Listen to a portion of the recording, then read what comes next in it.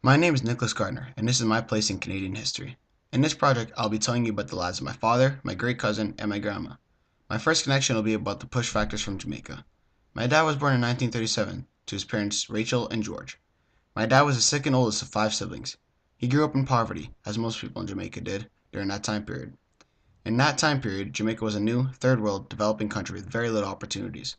My dad, through the years, experienced all the push factors that occurred for a person living there. He was a practicing Baptist, but only 7.2% of the people in Jamaica were Baptist. Well over 50% of the people in Jamaica in the 1950s and now were Christians. So my dad felt somewhat left out and different. My dad was a bright kid through school, and growing up in poverty, he did not want to stay in Jamaica. He wanted better for himself. As Jamaica was not a very well developed country, the secondary and post secondary schooling was not up to standards. It was good if you got to go to secondary school, and it was a blessing if you got to go to post secondary school at those times. The literacy rate in Jamaica was 67.9%, and that test was taken in secondary school. So that gives you a fair indication of how the standard of schooling was in Jamaica in the 1950s. My second connection is the pull factors to England. My dad, in 1955, when he was 18, decided that he had enough with the Jamaican poverty, and since he was a legal adult and was able to handle himself, he decided he was going to move to England by himself with some $20 in his pocket. According to my dad, this was a tough decision, but one that had to be made.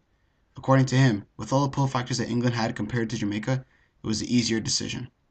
Some of those pull factors include the fact that England was not as crowded with a population of 38 million.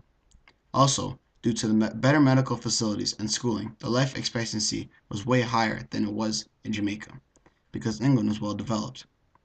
This was a key as my dad probably had some diseases coming over from Jamaica and wasn't well taken care of because of the lack of medical professionals in Jamaica. Post World War II, some 191,000 Jamaicans immigrated to England because of the connection that England and Jamaica have. Of course, because Jamaica is one of England's colonies. But I'll get into more detail about that later in another connection. But because of the other hundreds of thousands of fellow Jamaicans who moved to England with my dad, he felt more safe and secure as he knew he wouldn't be subjected to much, if any, racism that would come from another race in England, especially at those times. Also in England, there was a better chance for a better life in general, as because England was such a well-developed country and a first world country at the time, the opportunities for my dad were golden and he just couldn't pass them up, as the thousands of colleges and universities in England was endless. My third connection is the connection between England and Jamaica. As I stated before, my dad moved to England when he was 18. Part of the reason that he wanted to go to England rather than another country is the fact that Jamaica and England have such a good connection between each other. England technically rules Jamaica, and Jamaica is just one of England's colonies. In the post-war time, in the 1950s, was when the biggest wave of Jamaicans immigrated to England happened. 191,330 Jamaicans immigrated to England. The main reason that most of the people moved was to get a better life, as there wasn't much at all in Jamaica, and England was ready to help them do that. The British government promised jobs to every and any Jamaican immigrating there that needed it. The jobs that were offered to Jamaica weren't the prettiest, but they had paid half decent and paid the bills, which is what a new immigrant needs. Most of the jobs offered included a butler figure for businesses and lots of hard labor that most people in England didn't want to do. That includes my father, who worked on a farm for the first 5 years that he was in England.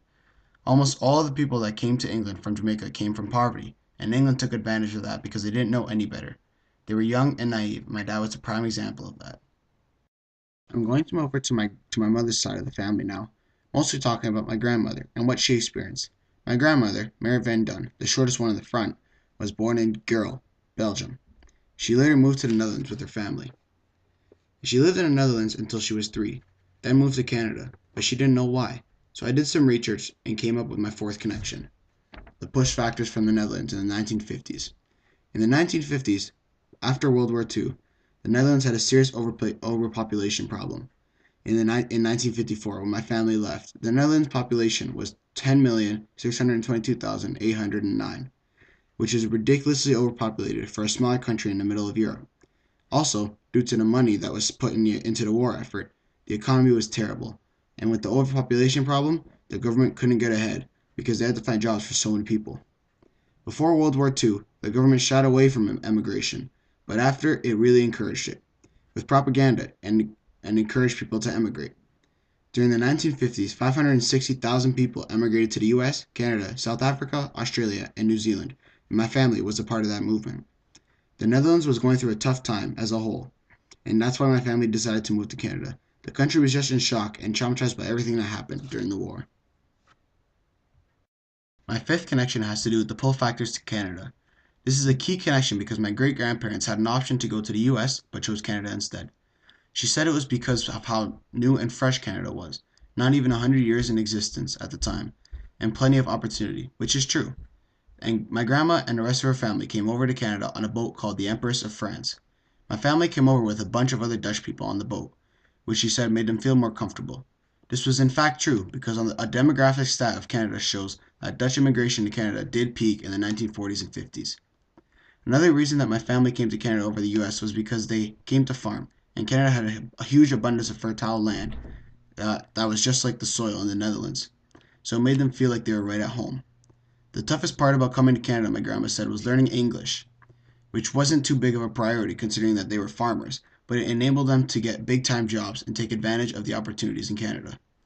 My grandma's family came to Canada with $20 in their pocket for all six of them, but they knew that they wouldn't go completely bankrupt or regret the decision of moving to Canada because the Canadian government had the Netherlands Farm Families Movement and the Netherlands Canada Settlement Scheme, which were set up for families just like my grandma's to get off their feet in Canada with the help of the government so that they would be able to gain profit off their work and live a better life like they dreamed when they come to Canada. Also, another small bias pull factor from the Netherlands is the fact that Canadian soldiers came into the Netherlands and liberated their country during the Second World War, which I'll get into later as one of my connections. My sixth connection is about my grandma's cousin.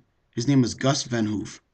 My grandma didn't know much about Gus as he was about 15 years older than her, and she left the Netherlands when she was 3, but she did know that he did something that was technically illegal but necessary for the Dutch people.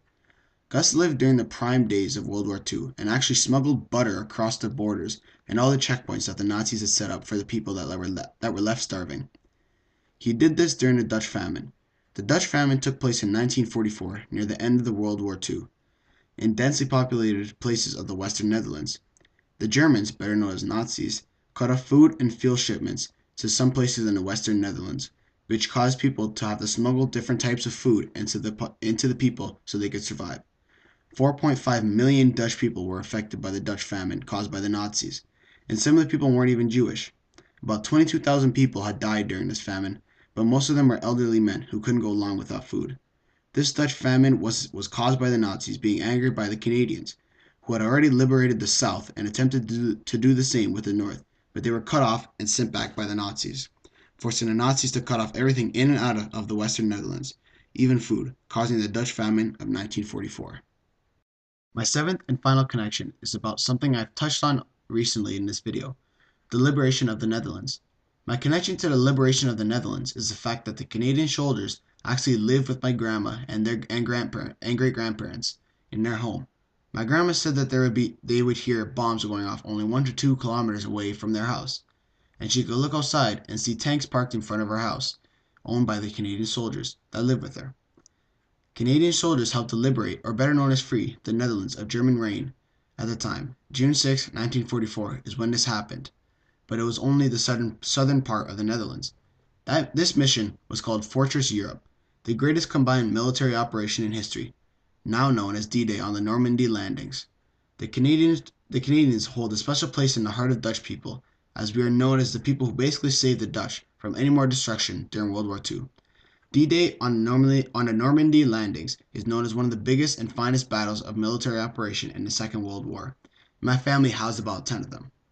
Well, now you know my place in Canadian history. Thanks for watching.